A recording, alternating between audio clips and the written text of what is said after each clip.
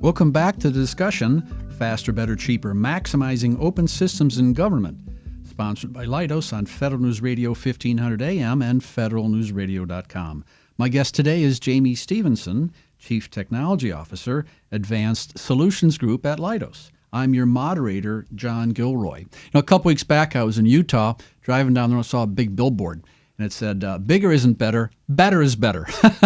And so along this theme of cheaper, better, faster, so why is this approach open system? Why is it better?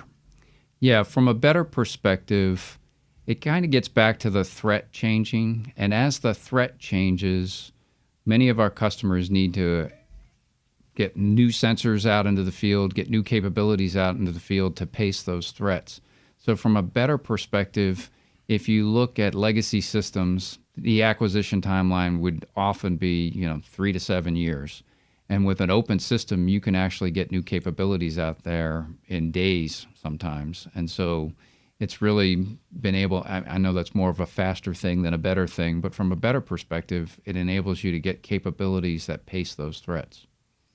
We talked earlier about older systems in the 80s, and even 10 years ago, people talked about technology refresh. And I think the idea of technology refresh is very, very important. In fact, I would think an open system would facilitate technology refresh in an easier basis than the old way. Yeah, one of the things we do when we look at an open system is we decouple the hardware from the software. And so once you decouple it, you're enabled to bring new hardware in without re-architecting the system, without redoing the system. And so as computers get faster, which they always do, you can bring in new computing capability, which sometimes opens up new capabilities with respect to signal processing and things of that nature. So with an open system, you've decoupled the hardware and software, and you get the benefits of new hardware as it comes along. So you can sever the connection. It's severable software, so it allows that connection. It's designed to be severed so you can improve it and change it quickly. Yes. I would say that's a better capability there. It's got to be better if you can improve constantly because there's so many new threats coming out, new innovations, new software, and types of servers and memory. It has to be changing, and that must be a challenge in this whole world of open systems. It's very challenging, and one of the things, there's a lot of work that goes into coming up with the standards. One of the contracts we have is with AFRL, the Air Force Research Lab, and it's called MOST, and it's a Mission System Open Architecture Science and Technology effort. And we're working with several industry partners and the Air Force to define the standards. And there's a lot of work that goes into making sure the standards are right so that everybody that's going to build to them can actually integrate their capabilities. So yes, it's making something work that simply is often very complex. Sounds like Stephen Jobs, doesn't it? Yeah, there might be a little bit of that. I went to your website and I heard about the Council on Excellence in Systems Engineering, and that's really what it is. So better means excellence. Better means more flexibility down the road. So what you can do is you can have an API that's flexible. Now, there's a lot of people are going to say, well, hey, we have APIs too, but there's different ways to structure an API to make it flexible, isn't there? Yeah, and there's a lot of elegance that goes into architecture. We have a group of people in the company that we refer to as solution architects, and their tradecraft is really figuring out how to come up with an elegant system architecture that enables the incorporation of new capabilities down the road. And it's not simple. It's a tough thing to learn how to do, and we've got a cadre of people that do it. At AFRL, they talk about cost savings, which I think we demonstrated earlier. But another key phrase is cost avoidance. It's like, well, I didn't know that. Well, when you move to California, you might run into X, Y, or Z. Or if you move to the mountains, you may have to have a certain type of tires for your car. And so I think this type of a system can avoid costs down the road that are even hard to plan. Yeah, so one of the things that we've seen with legacy systems is that when they get into maintenance, if you build a system that's going to be in the fleet for 30 years, you're going to be maintaining that system for 30 years. And over time, the maintenance cost really starts to rack up. And so the more simply you can design the system and to make it easier to maintain, you can avoid a ton of maintenance costs down the road. When I talk to software developers, they talk about software libraries and code they can reuse. It sounds like a toolbox and reusing a modular wrench or something. It seems like this isn't all an advantage too. So some of the code may or not be used. It could be severable or reconnected or put on the shelf and reconnected later. So this gives all kinds of flexibility.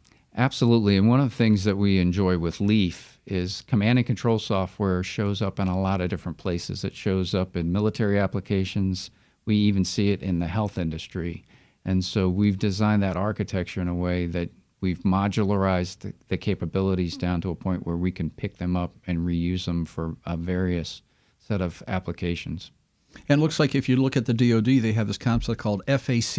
I think it's part and parcel of what you guys have come up with in making systems cheaper down the road, make them flexible, and also better because you could choose components much more easy.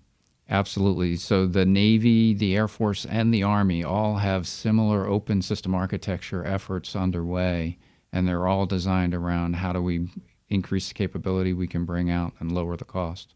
And I think this originated several years ago when there was a budget crunch, and people are saying, well, hey, we can't do it the old way. We have to change, and how can we be flexible but still ensure that security is, and they were using APIs back then, but now the APIs, they seem to be structured differently to be able to set up for future developments. Yeah, I think back when we started, there was a fair amount of how do we tap into new hardware capabilities without re-architecting our systems. And so that was a big driver. Along the way, we've realized that there's a lot of opportunity to bring in new sensors and other capabilities that having an open system enables you to do. So budget is always going to be a driver. No matter how much money you think there is out there, there never seems to be enough. So making sure you can design your systems to avoid costs and lower costs is always going to be smart. So open architecture, is that in the same category as like model-based architecture or modular architecture? The same category or different concepts here? They're related. You can use model-based architecture within an open architecture approach to develop some of your systems. So there's a lot of tools out there today where you can lay out a design in a tool and then automatically generate code based on that design that you've laid out in a tool. Overarching all of that is an open architecture kind of approach. So it's just a conceptual approach to reducing costs and making things better for current systems. Yes, and you could also build yourself a closed system with some of those model-based tools too. So there's a Venn diagram there, but there's some areas that overlap and some areas that are separate. Great. We're going to pause here for a short break.